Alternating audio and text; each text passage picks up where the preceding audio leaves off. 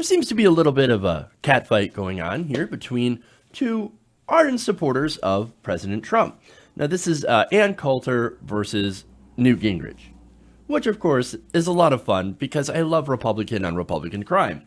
So now this whole thing started, of course, when Ann Coulter basically went after Newt Gingrich for Gingrich advising the president not to listen to Ann Coulter.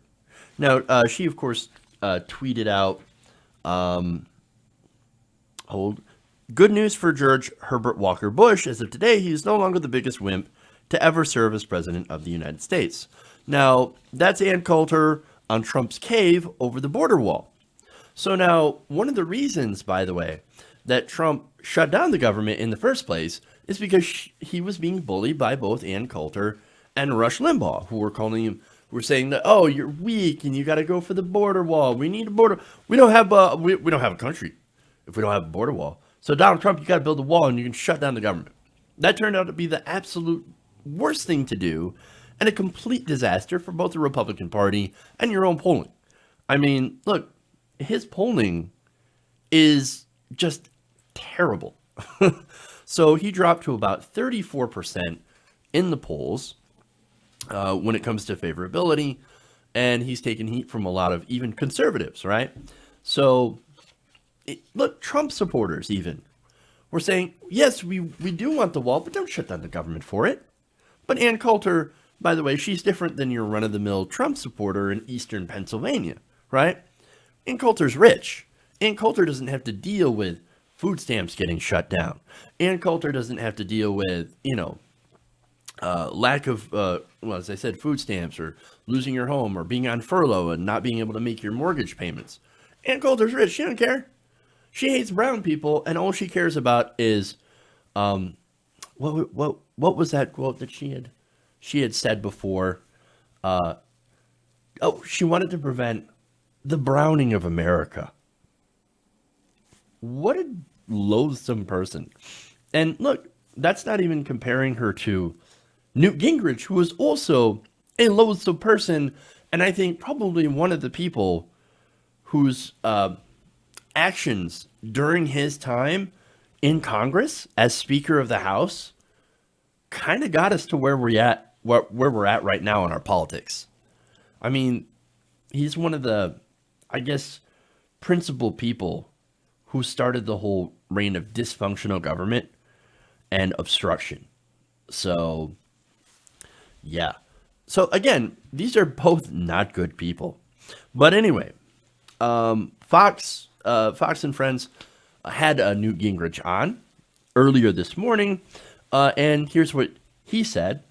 Quote, "You should not pay any attention to Ann Coulter. Ann Coulter's never run for office. She doesn't know anything about how you put a majority together. She's off here on some fantasy land where she gets to be noisy, which helps her sell books." That is an open-handed slap, boy. Let me tell you. You should not pay attention to her because all she's doing is selling books. That's awesome. Now, here came the response. Coulter says, "Newt Gingrich claims I'm in a fantasy land for criticizing the president for breaking his central campaign promise. It has now come to my attention that Trump has built the full border wall, and it's working beautifully. That is why Trump is sailing to re-election." A little bit of snark there, of course. She continues, "Newt's right. I'm just selling books, but at least I don't have to kiss Trump's ass to do so." Now it's getting better. Riddle of the day, how do you break Newt Gingrich's nose? Answer, kick Donald Trump in the ass. It just keeps getting better.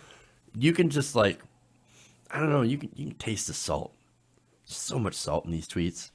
Poor Newt, at least Rudy got a job. There's more. Newt seems to believe that you have to run for office to comment on public affairs. The Constitution doesn't just give free speech to disgraced politicians. It also affords speech rights to another category called citizens. And another one, the great thing about Newt is you can always count on him to tell truth to power. Again, there's more. She went on a hate-filled Twitter storm which was fantastic. Now, again, I don't like either of these people, and I love Republican and Republican crime. But what this shows is that there is a pretty big disconnect between people who are loyal to the president and people who are loyal to the president and his policies. So Ann Coulter, for all the terrible things that she is, she actually cares specifically about this policy and is like, hey, man, I wanted him to build a wall. I'm racist. I hate brown people, and I want him to build a border wall. Newt Gingrich is like, I don't care what he does. I like power. And so I like power. I'm a politician. I'm a political animal. So I'm also racist, but I also go and gravitate towards winning and losing and who's got the most power in this situation. And right now, people like Ann Coulter, oh, they're not helping our situation at all. So don't listen to her. Don't listen to her. Try to find another way to get get our racist wall that we actually want. So it is interesting to see that disconnect and to see that open vitriol, that open anger towards President Trump from somebody who definitely agrees with him on policy. Hey guys, hopefully you enjoyed that free video. Now I'm going to have to ask you a favor. Between the demonetization and the YouTube algorithm messing around with view counts, etc., we're having a hard time adjusting to the new YouTube reality, which is where you guys come in. See, we have a patreon.com/TYTNation set up to help us rely on you guys, the viewers, instead of big corporate ads. Look, you know the show. You know I'm not in favor of big corporations anyway. So help us transition away from relying on the ad model to pay the bills and sign up to be a patron, patreon.com/TYTNation. That goes a long way to help us keep the lights on. And you guys will know that you're supporting independent, progressive media.